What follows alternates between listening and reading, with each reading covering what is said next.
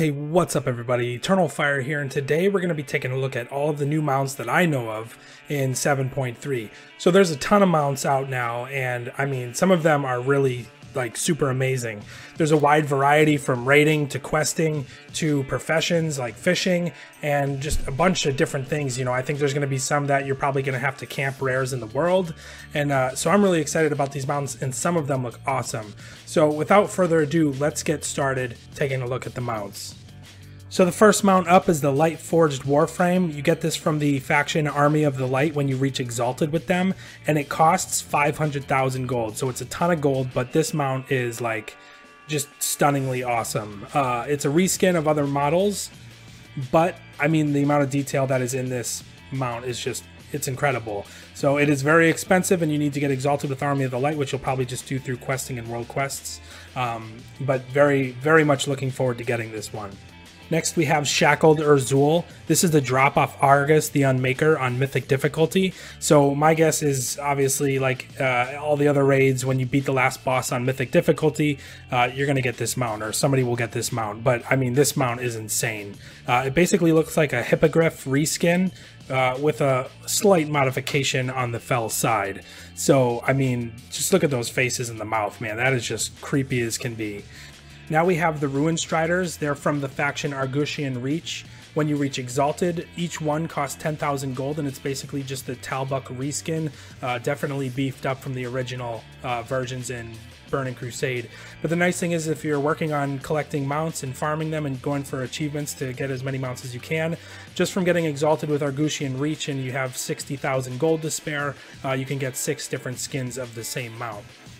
So thems are they. It's pretty nice. It'll just be a really easy way to farm mounts. And then you also have the Bleak, Hoof, Ruin Strider, and this is when you finish the achievement and chew mana buns. So that is an achievement group. I'm not sure what the achievement is right now, but we'll find out later. But this one obviously has more of a fell flair to it. So those are the Ruin Striders, and this one, it looks pretty cool. It's the same exact model, just a different skin with the fell and the face and the neck. And then next we have one more Strider. It's called the Madden Chaos Runner, and this is a drop from Wrangler Kravos in Zone Makari.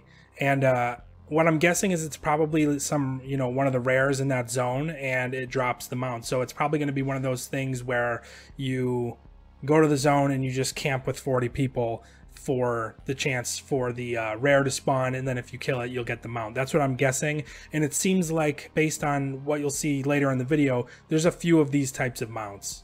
And now we have one I'm really excited for. This is the Antoran Charhound. I'm probably never going to get it, but I think this is going to work just like the mount drop on Mistress in Tomb of Sargeras. It drops off Shatug, which is, I believe, is the second boss in Antorus, and basically what you do is you just have a random chance of getting it when you kill that boss.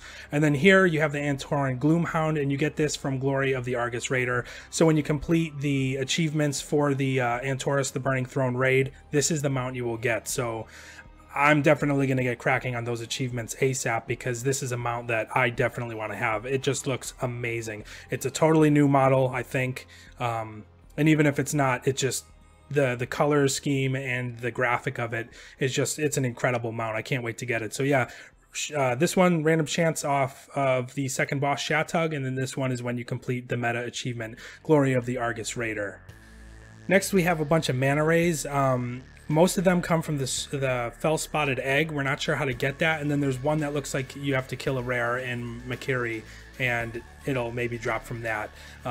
But the rest of them you obtain by getting a Fell Spotted Egg. I don't know if it's going to work like the eggs that you could get in Wrath of the Lich King that would hatch one of the drakes.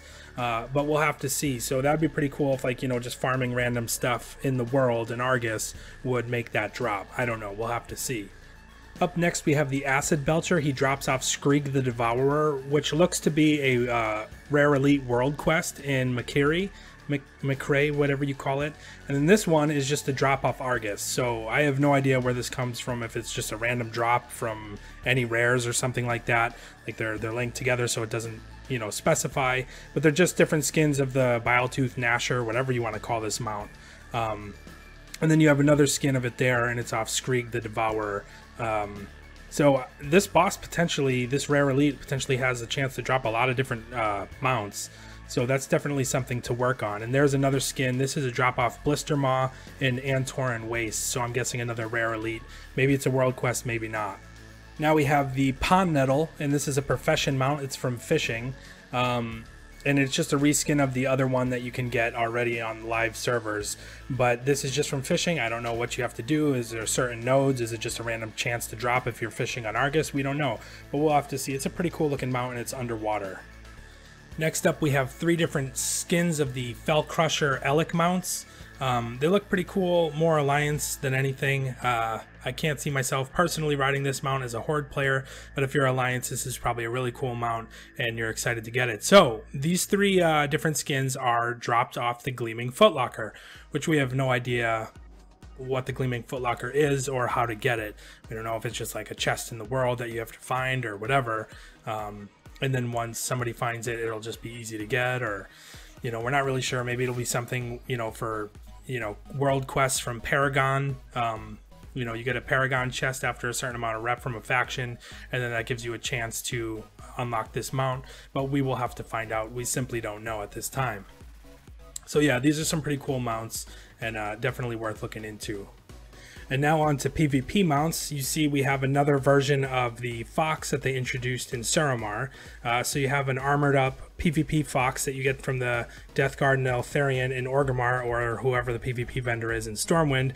But that's a pretty cool looking Fox. If you're a fan of the Fox mount, this one is very cool, and I believe for Alliance it's just a blue variation where you see the Horde's red. And then you also have the Vicious Warbear now, so add that to the PvP mount list. This is a really cool looking mount. I personally have always been a fan of bears, although I don't have the Amani Warbear, so rip. I really like this mount. I think they could have put a little more detail into the drums on the side. I think they're kind of bland and very basic, but other than that, I think this mount looks really awesome. And I'm actually considering doing PvP just to get this mount in particular. So yeah, it just costs one of those tokens, and that is it. That is the bear and the fox. They look pretty cool in my opinion, but again, those drums are not that great. And then next we have actually something I've already made a video about a couple months ago, and this is the Darkmoon Digital. This mount is only available from the Darkmoon Fair on the Darkmoon Isle from a vendor, and it costs 1,000 Darkmoon prize tickets. So if you haven't done the Darkmoon Fair before, or if you have, you'll know that that is a lot of Darkmoon prize tickets. This mount is pretty awesome looking in my opinion. It's basically the Love Rocket and a Zeppelin made a baby, and that's what you get. So I think it's a really awesome mount. Definitely worth farming those prize tickets for, because it's just going to be a lot of fun to use. So yeah, that's the Darkmoon Digital, and that's the new mount with the Darkmoon Fair in 7.3. The next mount is the Lucid Nightmare, and it drops from the Puzzler's Desire. So if you like clean, crisp looking mounts with a little bit of flair, I think this is like the perfect mount for you. The purple looks really cool on the horn and the feet and the tail. And then, I mean, it's just such a clean looking mount. It's dark. It looks pretty evil, let's face it, but very clean at the same time. So I think it's a really unique, very cool mount. And as far as where it comes from, I have no idea what the Puzzler's Desire is. So we're just going to have to find out. Somebody's going to have to discover it and then put it in a Reddit post somewhere for the whole world to know. But yeah, the Lucid Nightmare, I mean, just the name of Lucid Nightmare is really cool. Last on this list, but certainly not least, is the Violet Spellwing. So you get this from the quest Blood of a Titan, which I'm going to guess you're going to pick up from Khadgar. And then once you kill the final boss in Antorus, the Burning Throne, Argus the Unmaker, once you kill that boss, it'll give you some crystal, and then you just go turn it into Khadgar, and that will give you this mount, the Violet Spellwing. It's amazing looking mount, the way the colors are changing like that. Basically, it's the mount of a Titan. So it's a really awesome looking mount, and it's basically the same thing as in Warlords of Draenor when you killed Archimonde on heroic difficulty. You got the Grove Warden. So this is the same thing. So basically, when you get AOTC in Antorus the Burning Throne, this is the reward that you're going to get. Just make sure that you pick up the quest first. So this is definitely something you're going to want to make sure you get that AOTC. But honestly, with the way 7.3 is looking, I think that you're going to have a lot of time versus other patches potentially to get AOTC. So definitely something we're striving for, and I look forward to getting this as fast as I can anyway.